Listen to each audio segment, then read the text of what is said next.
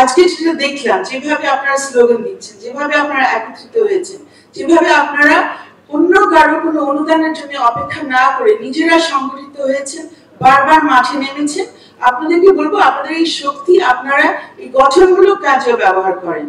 শুধু আওয়াজ তুলে শেষ করবেন না, আপনারা শেষ গন্তব্যে পৌঁছবেন, প্রতিকারগুলো পাইয়ে দিবেন এবং এই প্রতিকারগুলো যাতে আমাদের দেশে ব্যতিক্রমী ব্যবস্থা না থাকে। প্রত্যেকবার এরকম একজন, আবার যখন দুইজন ছাত্রছাত্রী মরবে, আল্লাহ না করুক, কিন্তু এটা যদি হয় তখন আপনারা সবাই রাস্তায় নেমে যাবেন। এটা যাতে আমাদের বিচার পাওয়ার প্রক্রিয়া না হয়, বিচার পেতে হবে একটা স্বাভাবিক পন্থা। শেষ কথা বলে চলে যায়, অনেক সময় নিলাম।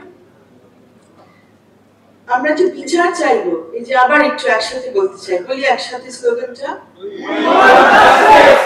we want justice। স্লোগানটা কিন্তু এটা না, we want injustice, তাই না? এটা কি স্লোগান? জাস্টিসের নামে আমরা কি ইনজাস্টিস চাইবো?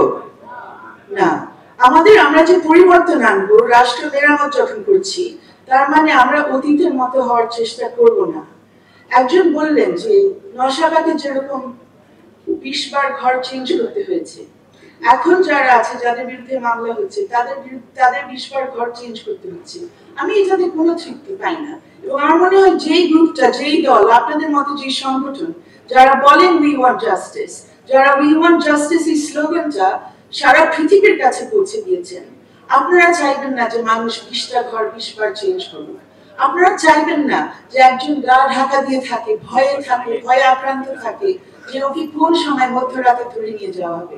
আপনারা চাইবেন না যে একজনকে আদালতে নিয়ে সেই সড়ক দুর্ঘটনার জন্য দায়ী হলেও, অভিযুক্ত হলেও, তাকে যখন নিয়ে আসা হবে তার উপর ডিম ছুড়া হবে, তাকে হ্যান্ডকাফ পরানো হবে।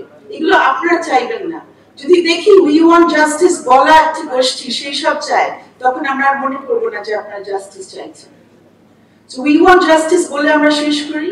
We do not want injustice, we want justice. It's a very difficult path, it's not easy. Injustice যখন আমরা জয়ী হয়ে যাই, তখন জাস্টিস ভুলে যাওয়া অনেক সহজ, তাই না? তখন আমরা মনে করি যারা অন্যায় করেছে ফেলে দিই, তাদেরকে ঝুলিয়ে দিই, শেষ, আমরা তো জয় হয়ে গেলাম, এখন আমরা মেরামতের কাজে নামবো।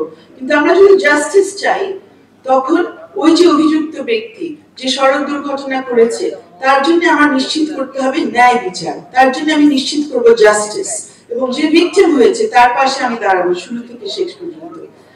অনেক অনেক ধন্যবাদ আপনাদেরকে।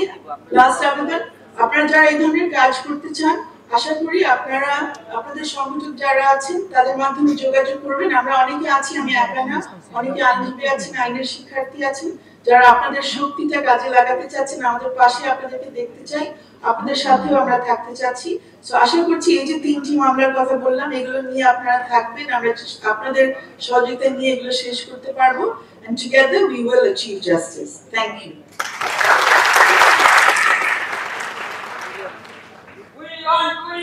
Justice.